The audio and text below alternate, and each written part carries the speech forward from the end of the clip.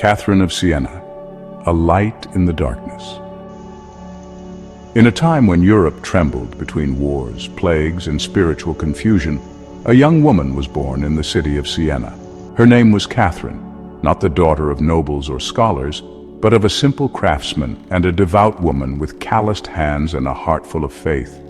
From the moment she opened her eyes, her soul seemed to belong more to the heavens than the world around her. As a child, she would often look at the sky and whisper secrets to someone no one else could see. And even though some thought it was just childlike fantasy, something sacred echoed in those silent conversations. By the age of 6, Catherine already spoke of visions. She said she saw angels walking alongside her in the streets and heard the voice of Christ calling her to live differently. Her parents were perplexed and at first tried to dissuade her. They wanted her to follow the traditional path, marriage, family, a safe life. But her heart burned for something else. For Catherine, the voice she heard was not madness, it was invitation. As the years passed, she distanced herself more and more from the world's expectations. She refused arranged marriage proposals, chose a room in her parents' house as her cell, and began living a life of deep prayer and solitude. But this isolation wasn't escape. It was preparation. There, within those four walls, she entered into intimate communion with the divine. She fasted, meditated, and wrote messages that, though simple in words, carried a heavenly authority. Then, something extraordinary happened. In the silence of her heart, she had an experience that would mark her forever, the mystical marriage with Christ. She described it not as a dream or allegory, but as something real. Catherine said she had received a ring from the Savior himself, a ring that only she could see, but whose presence she felt on her finger for the rest of her life. And from that moment on, she understood that her mission would no longer be silent. She left the cell and began to walk among the people. She visited hospitals, cared for plague victims, spoke with prisoners on death row, and comforted widows and orphans. But what impressed most was her gaze. People said that when Catherine looked at someone, it was as if she saw their soul, not with judgment, but with mercy. She didn't speak much, but when she did, hearts trembled. Soon news of the girl from Siena began to spread beyond the city's walls. Not everyone admired her. Some religious authorities viewed her with suspicion. After all, how could a woman, young and uneducated, speak with such spiritual authority? But Catherine didn't seek approval. She continued her work with humility and confidence, convinced that she was simply a vessel. One afternoon, while praying in a church in Florence, she was approached by a man troubled by doubts. He had lost his faith and was on the verge of despair.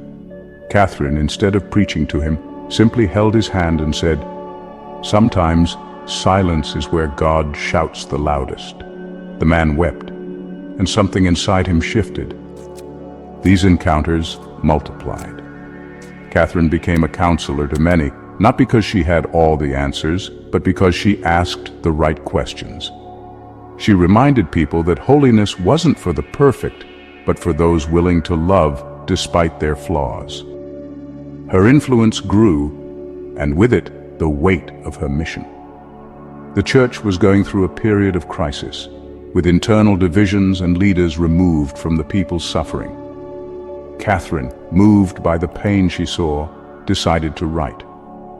Her letters, addressed to priests, rulers, and even popes, were firm but full of light. She called for reform, for return to simplicity, for compassion, and her words reached where sermons did not. But while her voice echoed in the ears of the powerful, her body began to show signs of exhaustion. The nights in vigil, the fasts, and constant travels took a toll. Yet Catherine never complained. "This fatigue," she once said, "is my offering." Still in her early 30s, her health declined rapidly. But instead of retreating, she intensified her efforts. She believed that every minute was precious, and that until her last breath, she could still be light in someone's darkness. Despite her fragile condition, Catherine remained unwavering in her mission. Her days were filled with visits to the poor, letters to authorities, and prayers whispered in hidden corners of churches. She believed that service was not an option, it was her reason for living. In every wounded body she cared for, she saw the face of Christ. And each time she knelt beside someone in pain, it was as if her soul was kneeling at the feet of the cross itself. Her followers began to multiply. Young women, men, widows, even travelers from distant cities came to seek her advice or simply hear her voice. They called her mother, even though she had never borne children, for her words nourished, healed, and guided like the gentlest embrace. And yet, she always insisted that none of this came from her. "It is not I who speaks," she would say, "but the one who lives in me." One of the most remarkable moments of her public mission happened when Catherine was summoned to mediate a violent conflict between two rival regions.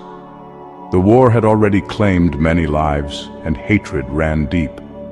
Upon arriving, she did not carry scrolls or give sermons. She simply sat down with the leaders, listened in silence, and spoke from the heart. "No one wins when love is absent," she declared. Her words, so simple yet profound, shifted the atmosphere in the room.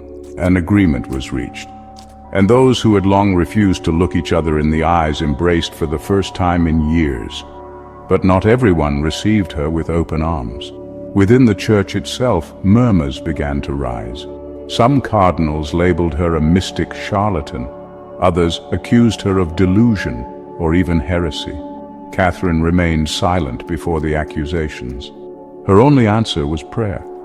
"If I am mistaken," she once whispered to God, "correct me, but if this is your voice, give me the courage to follow." And courage she had. One of her boldest acts was writing to the Pope himself. The church was fractured, the papacy removed from Rome, and Catherine saw in this physical absence a deeper spiritual wound. "Holy Father," she wrote, "return to the place where your voice is needed. The sheep are lost, and they await their shepherd." These letters reached Pope Gregory XI, and although some within the Vatican mocked her audacity, the seed had been planted. Her journey to Avignon to meet the Pope personally was nothing short of miraculous.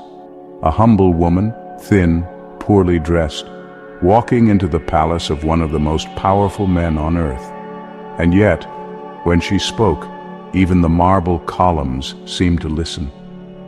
"Your Holiness," she said with tears in her eyes, "if you're afraid, I will walk by your side, but do not let fear paralyze your calling." The Pope, deeply moved, agreed to return to Rome. That single decision would mark the beginning of a new chapter in church history.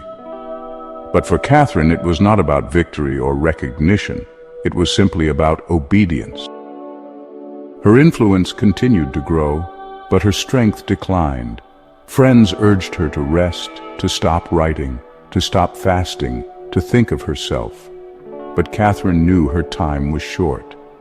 "I don't want to save strength for tomorrow," she said. "I want to give everything today." It was during this final stage of her life that Catherine performed some of her most moving acts of love. One story tells of an old man, blind and sick, who had been abandoned in the streets of Rome. No one dared approach him, but Catherine did. She knelt, cleaned his wounds, held his face in her hands, and whispered, "You are not alone. He is here with you." The man cried, not from pain, but from gratitude. Moments like this multiplied in her last months, but so did the sufferings. Her body, worn from years of sacrifice, began to collapse. Her hands trembled, her legs weakened, her chest burned, yet her eyes still shone like the day she had seen the Lord for the first time as a child. She dictated letters, even when she could no longer hold a quill. She prayed for unity, even while battling the divisive forces of illness. And more than anything, she kept smiling. Now, I'd love to ask you something. If this story has touched your heart in any way, would you share it with someone who needs encouragement? Maybe you've also faced criticism for your faith. Maybe you've had to walk alone at times. Leave a comment below telling us how the story of Catherine resonates with your life. Was there a moment when you also had to speak up, even in weakness? We'd love to hear your heart. And if you're finding value in this video, consider subscribing to our channel.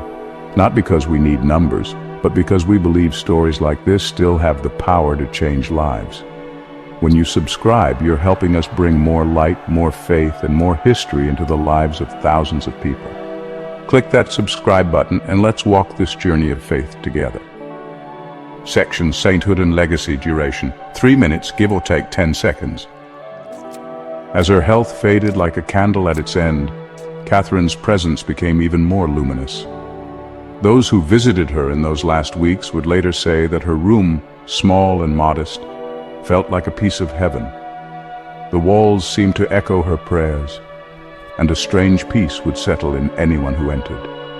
Even in silence, she was teaching about surrender, about trust, about what it truly means to live for something greater than oneself. In her final moments, she was surrounded not by nobility or great scholars, but by the simple, friends, the poor she had served, and followers whose hearts she had touched with her words and love. She asked that no one mourn her passing, only to continue the mission. "Don't cry because I'm leaving," she whispered with a smile. "Cry only if you forget to love like he loved." On the morning of her death, a deep stillness took hold of the city. As news of her passing spread, people from all walks of life poured into the streets: bakers, mothers, travelers, even skeptics. They came not just to honor a saint, but to remember the woman who had made them feel seen, heard, and valued. The line outside her room stretched endlessly, and many said they didn't just feel grief, they felt gratitude. They weren't saying goodbye to Catherine, they were thanking her. A woman who had once been mocked for her visions was now mourned by cardinals. A girl once pressured to marry was now remembered as a bride of Christ. A young soul who dared to stand before kings and popes was now carried as one of the greatest hearts of the church. But her story didn't end there. Soon, testimonies of miracles began to emerge. A man who had been deaf claimed to hear again after praying at her burial site. A mother who had lost all hope saw her sick child stand up after whispering Catherine's name. Pilgrimages began. Her writings, once considered unimportant due to her lack of education, were now studied with admiration. Letters she had written with raw passion and deep conviction became part of the spiritual foundation for generations to come. Years later, the Church officially recognized what the people had always known.